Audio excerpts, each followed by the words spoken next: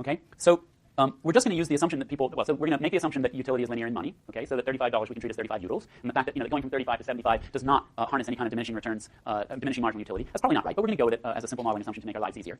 Here's what we can extract from some of these numbers, okay? Starting on day one, subjects appear to have present bias preferences, so we're going to compare 35 to 50.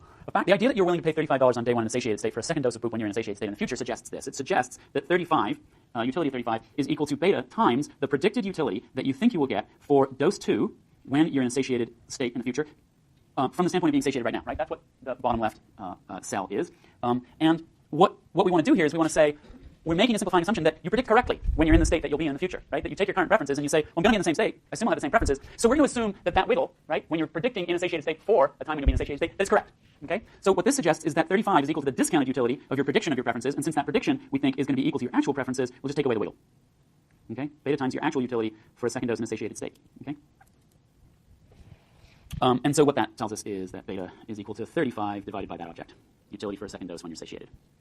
Fine. Sorry. What we can extract from their day 5 choices, okay, we know what this, so this object here, that's their utility for a second dose when they're actually satiated, that's this thing. Okay? So we can say that on the basis, sort of using the utility maximization and the indifference, the assumption that indifference means that the utility of the two choices is equal, utility of $50 is equal to the utility you get for a second dose of poop when you're satiated. And what that tells us is that beta is equal to 35 over 50, which is 0.7. Okay? We just did parameter estimation. We took some real-world data. We wrote down a model. We hypothesized that data was generated by a decision-making process in which people maximize beta delta preferences with delta set equal to 1, and we estimated the beta that would give us these results. Okay? Parameter estimation. Fine. On top of that, so we've extracted data from 35 to 50. Now, it turns out that 35 divided by 50 is pretty close to 60 divided by 75, so I'm feeling reasonably good about this estimation procedure. They also appear to mispredict their state dependence. So now let's compare 60 to 50. This isn't the only way you could do this, by the way. You could compare 75 to 50. But what I want to do is to say, look, we can take a prediction for the future and extract. First, we can pry beta out of the satiated versus satiated, and then knowing beta, we can then pry the what their willingness to pay what their prediction for their willingness to pay actually is. Okay, so the way we do this is we go back to day 1, okay, and we look at the fact that they are willing to pay $60 when both beta and misprediction of state-dependent preferences are in effect.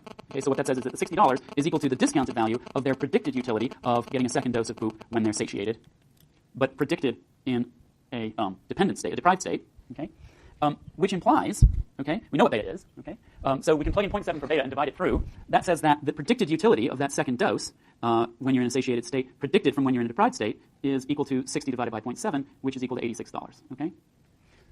Okay, so we've extracted beta from that decision. That decision is influenced by both beta and misprediction, and what we've done is we've shown that when we divide out the beta impact, we know that what their prediction, their undiscounted prediction, would be $86, okay? Which is actually not that different from what we see on the day of the event, which is $75. Yeah? In a deprived state. No. If this person wasn't present biased, then we would expect the top left and the top right to be the same, because they're both your prediction of how much you'd be willing to pay for a second dose when you're in your second dose prior to getting your first dose. Okay, they're different because of beta. So we can extract beta from the comparing the first column to the second column of either the top row or the bottom row, and then we can say, okay, from the perspective of day 1, their undiscounted willingness to pay for a second dose of poop when they're in a deprived state on day 1 would be $86. Their actual willingness to pay for a second dose when they're in a deprived state is $75. Now, why did I do it this complicated way? Why didn't I just say 75 compared to 50? We know what we're looking at. Yeah, did I do something wrong? Sorry? Where? Where did I? The last line?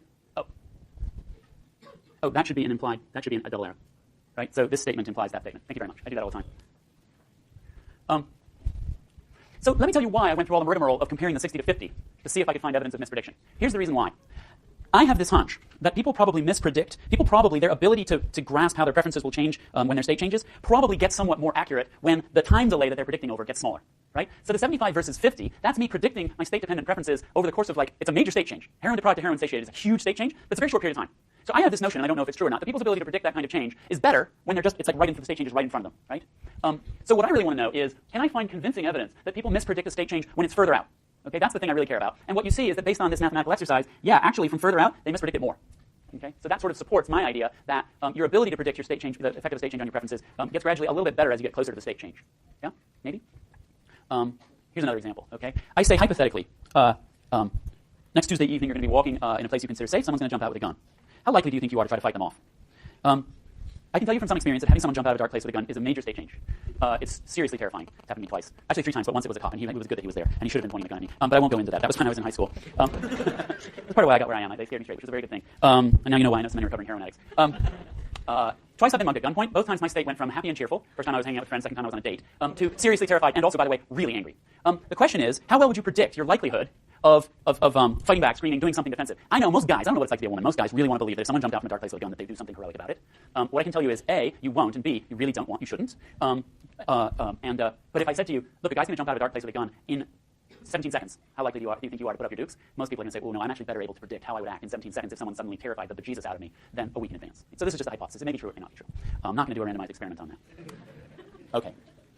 So this is an old slide. It says, when not aroused, men fail to predict how they'll behave when they are aroused. And shoppers order and then return more winter clothing on very cold days. This is actually quite an interesting study that I'm not going to show you. It's based on observational evidence rather than experimental evidence. And it looks at something like LL Bean. And what you see is that if it's cold in the summer, people will tend to go online and buy winter clothing and then send it back.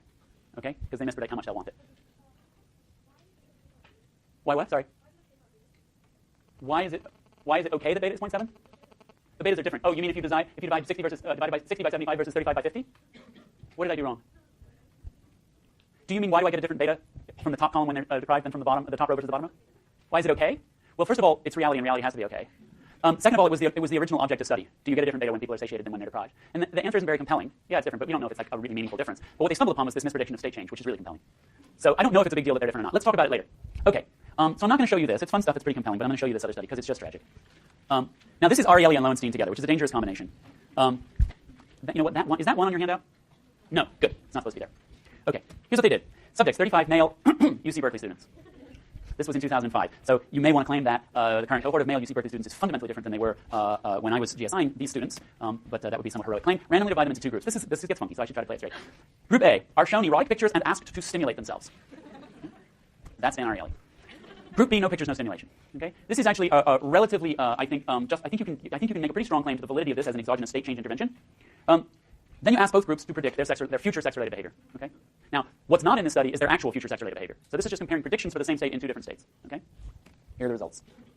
So this is the non-aroused group. This is the aroused group. And these are just hypothetical questions. Would you take a date to a fancy restaurant to increase your chance of having sex with her? The percentage who said yes went from 50. Sorry, these aren't percentages. This is on a scale of 1 to 100. Right. This is like a Likert scale. Definitely not. Definitely yes. 1 to 100. So this is the sort of the likelihood in some sense that you would went from 55 to 70. Okay. Would you tell a woman that you loved her to increase the chance that she would have sex with you? Went from 30 to 51. Would you encourage your date to drink to increase the chance that she would have sex with you? Went from 46 to 63. I don't know which of these numbers should be more troubling. Would you keep trying to have sex after your date says no?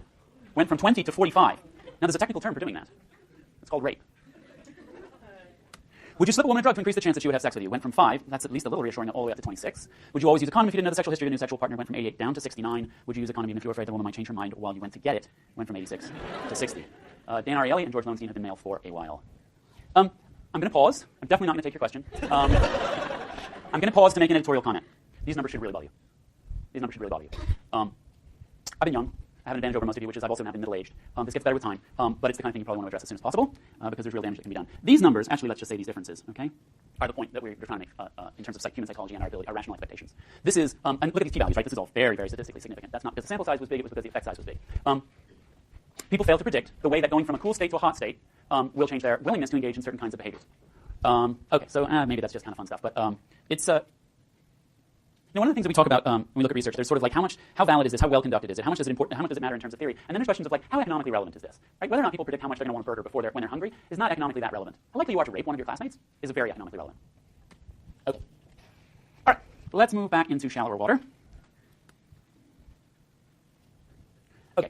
So this is actually not published, unfortunately. It's reported in this Kahneman review paper that's online. This is people's prediction of happiness after either becoming paralyzed, paraplegic, which I think they're just talking about both legs, or winning the lottery. So a big life-changing negative event, a big life-changing positive event. This is all hypothetical, but you see that Cohn did something quite interesting that I think is very informative. So subjects were presented with two hypothetical situations. Person becomes paralyzed from the waist down, person wins a high-stakes lottery, so lots of money. There are studies that actually look at people who have become paralyzed and people who have won big lotteries and look at what actually does happen to their happiness. This is an attempt to look at predictions. So then they were asked to predict, for each of these situations, the percentage of the time the person would be in a good mood and the percentage of the time that they would be in a bad mood, either 1 month after the event or 1 year after the event. Okay? And then what we're going to do is we're going to compute the difference between the percentage of the time you predict that the person would be in a good mood minus the percentage of the time you predict that they would be in a bad mood. Right? So that's a positive number, then you think that they'll be in a good mood more of the time than they're in a bad mood. And then they were asked, this is the clever part, then they were asked if they knew anyone who had ever experienced the event. Okay? So this is kind of a proxy for whether or not you whether you've been there in some sense, right? So if you know someone reasonably well who's either been a lottery winner or become paralyzed, then in some sense your predictions of their experience should be better than someone who hasn't been there. Okay? Okay, so here are the results. This is first for the paraplegic hypothetical and then for the lottery hypothetical. And the columns are, these are people who don't know anyone, these are people who do. So we're going to treat the second column, the yeses, as people who in some sense have better predictions, who know the answer. Okay? And so this is how would you feel immediately after becoming paralyzed and 1 year later. All right. So what we see here, right? This is evidence that so minus 50 means that you feel bad way more of the time than you feel good, and minus 19 means that has balanced out a little bit. You still feel bad. The observation was, yeah, you still feel bad more than you feel good, but by much less of a margin. Right. So this suggests that the reality is that it gets less horrible. So I'm just going to say it gets better. Okay. Meanwhile, the people who know a lottery winner, like, oh yeah, 1 month after, these people were sky high. Okay, floating on a cloud. But a year later, the difference between how often they were in a good mood and how often they were in a bad mood was much less. So, right, so this is sort of evidence that it sort of, I don't want to say it gets worse, but it gets less good. Okay, so I hope you would all have, at least know, my preferred answer to the question, why is that happening? Sorry? Probably. No, it's not. Now, the clicker question is about predictions. So why is this happening? What do we call this? This has to do with your reference point, probably, right? You win the lottery relative to where you were before. It's quite nice. And then what happens is that it adapts. Your reference point adapts to your new circumstances. Okay, so here's the clicker question. The predictions go like this. People who didn't know predicted how bad it would feel to be a paraplegic 1 month after, predicted how good it would feel to be a lottery winner, predicted how bad it would feel after a year, and how good it would feel after a year. By the way, these differences are not statistically significant. These differences are... sorry. Let me do that again. These differences are not statistically significant. These ones are, and I don't remember if these ones are or not. Okay? All right, so iClicker. How do you characterize the predictions? Okay? Subject predict the initial change, fail to predict the extent of adaptation. Subjects under predict the effect of paralysis, and over predict the effect of the lottery. Subjects base their predictions on their current reference points, or no answer. You have to do this again? Okay, you have to do it again. I'm sorry. I blame society.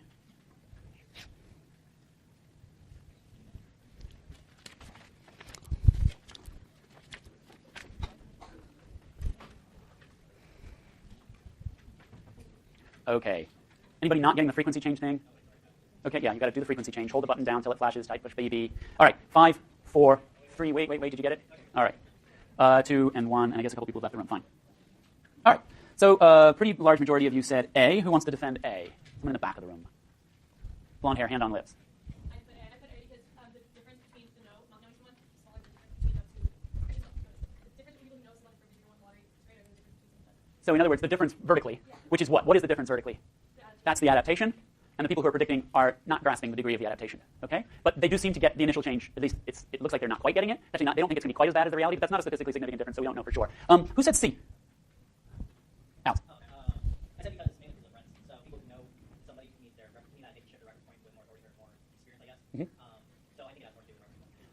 So basically what the people are doing who haven't known someone is that they're saying, well, I'm going to think about how this would feel to me given my current reference point. Well, given my current reference point, it clearly would feel very bad to become paralyzed and very good to become a lottery winner. What I don't take into consideration is that my current preferences will change between the first month and the first year. My thought was in that terms, they don't realize that they'll adapt to the new right. Point, but they're adapting. It's just their adaptation so small because they base all on their current point. Okay, and again, the 41 to 37 and 58 to 50 suggests that they get the adaptation a bit, right? But not fully. Okay, that they predict, first of all, they predict the direction of the initial change. They seem to predict the direction of adaptation, but not nearly enough. Okay, good. B, I think, I don't want to spend too much time on this, but if you look at this, so they seem to be under-predicting the effect of the paralysis, but also under-predicting the effect of the lottery. And then the question really is how well do they do with predicting the adaptation? I mean, both of these predictions are relevant, right? The prediction of like how would you feel immediately after and the prediction of how would you feel a year later are both relevant. What I care about most myself is the misprediction of adaptation, because I think it actually drives a lot of highly economically relevant behavior, as I'll show you in a couple of slides. What else do I want to say? Winning a lottery will ruin your life. Does anybody know why? Because until you've spent all the money, you will never know whether people want to be your friend because they like you or because they want your money.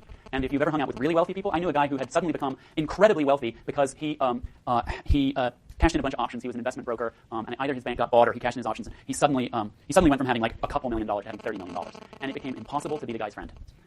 So it sucks. Don't buy lottery tickets. They will ruin your life. There's a small chance that they will ruin your life. I heard an official once of the Kentucky State Lottery said something that's all you need to know about the lottery, which is your chances of winning are pretty much the same whether you buy a ticket or not. Okay.